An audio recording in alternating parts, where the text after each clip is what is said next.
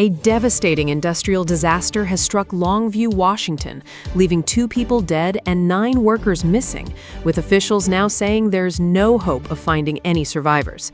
Welcome to WNN News, World News Network. I am Ayushi, and here is the full story. It happened just before 7:15 in the morning on Tuesday, May 26th, at the Nippon Dynawave Packaging facility in Longview, Washington state, approximately 50 miles northwest of Portland, Oregon, and 130 miles south of Seattle. A massive 900,000-gallon tank containing a chemical mixture known as white liquor suddenly ruptured and imploded. White liquor is a highly corrosive compound made of sodium hydroxide and sodium sulfite, used in the paper and pulp making process. At the time of the implosion, the tank was roughly 2/3 full. The blast sent shockwaves through the entire facility. 7 workers suffered severe burns and smoke inhalation injuries, along with 1 firefighter. All injured victims were rushed to hospitals across Southwest Washington and Portland, Oregon. 4 of the most critically injured patients were transferred to the Legacy Oregon Burn Center in Portland. Of those 4, 1 has since died, bringing the confirmed death toll to at least 2. 5 patients have since been discharged. 9 workers remain completely unaccounted for. Officials have not yet released the names of all the victims, but 1 confirmed fatality has been identified as Gilbert Bernal, an electrician at the plant, remembered by his church community as someone who was always willing to help.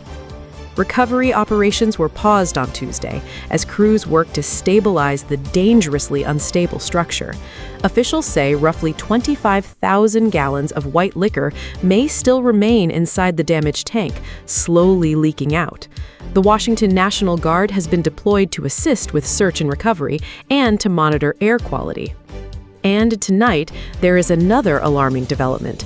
Contamination from the implosion has reached the Columbia River. City officials and Washington Governor Bob Ferguson confirmed approximately a dozen dead carp have been found. Residents have been warned to stay away from any dikes and ditches between Washington Way and Prudential Boulevard. Officials say there is currently no impact to Longview's drinking water supply or air quality.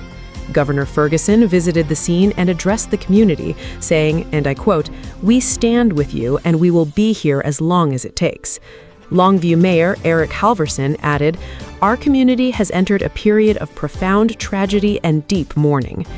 The United States Chemical Safety and Hazard Investigation Board has now launched a full investigation into the cause of this disaster.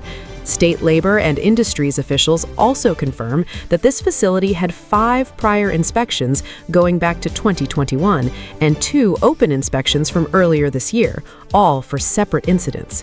Stay with WNN News for every update as this tragedy continues to unfold.